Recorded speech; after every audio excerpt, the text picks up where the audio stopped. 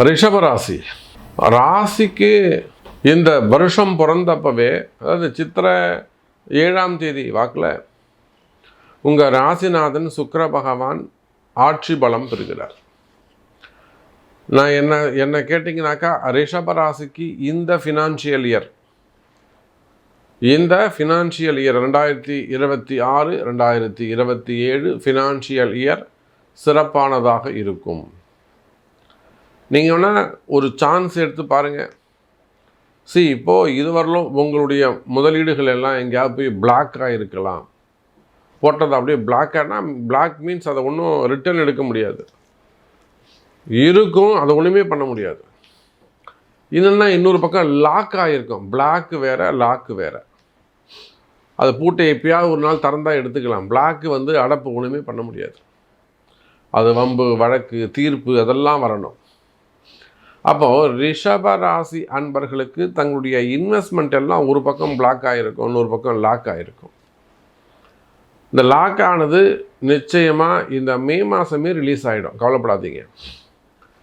நான் ஷேர் வாங்கும்போது இவ்வளோ இருந்தது, நான் வெள்ளி வாங்கும்போது இவ்வளோ இருந்தது, நான் 300 ரூபாய்க்கு வாங்கினேன் சார், 350 ரூபாய்க்கு வாங்கினேன், இப்போ 200 ரூபா கூட இல்லை. நிச்சயமாக உங்களுக்கு குரோத் வரும், போட்ட காசு கிடைச்சிரும், லாபம் கிடைக்கும். அப்போ இதை போல் உங்களுடைய இன்வெஸ்ட்மெண்ட்டு ஷேர் மார்க்கெட்டாக இருக்கலாம், ஸ்டாக் மார்க்கெட்டாக இருக்கலாம், கோல்டு மார்க்கெட்டாக இருக்கலாம், ட்ரேடிங்காக இருக்கலாம், அல்லது டெக்ஸ்டைலாக இருக்கலாம், மில்லாக இருக்கலாம், ரியல் எஸ்டேட்டாக இருக்கலாம், இந்த உலக பொருளாதாரம் கச்சா எண்ணெயாக இருக்கலாம், இல்லை ஆயில் மார்க்கெட்டாக இருக்கலாம், முட்டை பண்ணைகளாக இருக்கலாம், கால்நடை பண்ணைகளாக இருக்கலாம், விவசாய பொருட்களாக இருக்கலாம். சார் இப்போது காய்கறி, வாழை இலை இதெல்லாம் கூட குறைஞ்சி போச்சு. ஏன்னா கேஸ் இல்லை, கேஸ் இல்லாதனால ஹோட்டல் இல்லாதனால காய்கறி விலை குறைஞ்சி போச்சு, வாழை இலை குறைஞ்சி போச்சு. அப்போ பாருங்கள், எங்கேயோ நடக்கக்கூடிய ஒரு யுத்தம் நம்ம ஊரில் குப்புசாமிக்கும் ராமசாமிக்கும் முனுசாமிக்கும் பிரச்சனை மீன்ஸ் வாழ்வாதார ஜீவனம் நடத்துவதற்கான, வருமானம் நடத்துவதற்கான பிரச்சனை. அப்போ ஏழை விவசாயிகள் பாதிக்கப்படுகின்ற போது பெரிய பெரிய இன்வெஸ்டர்ஸ்லாம் ஏமாத்துறோம். புரியுதுங்களா? ஒரு சின்ன கடை வச்சு நடத்தக்கூடியவங்க, கடை ஓப்பன் பண்ணவங்க, கம்பெனிஸ் ஓப்பன் பண்ணவங்க, ரன் பண்ணக்கூடியவங்க, எத்தனை கம்பெனி நாம் பார்க்குறோம், நேரடியாக விசிட் பண்ணுறோம், ஃபேக்ட்ரி விசிட் பண்ணுறோம் வாஸ்துக்காக. அப்போ போகும்போது நம்ம பார்க்குறோம், இல்லை சார் அந்த இடம் இப்போ ஒரு 1 வீக்காக நாங்கள் க்ளோஸ் பண்ணி வச்சுருக்கோம், இந்த வார் நடக்கிறதுனால அங்கே மெட்டீரியல் வரலை, ரா மெட்டீரியல் இல்லை, கேஸ் இல்லை, ஃபேக்ட்ரியில் சொல்கிறாங்க. அப்போ ரிஷபராசி அன்பர்களே, இந்த ஃபினான்ஷியல் இயர் 2026-27 ஃபினான்ஷியல் இயர் உங்களுக்கு வருமானம் சேரும்.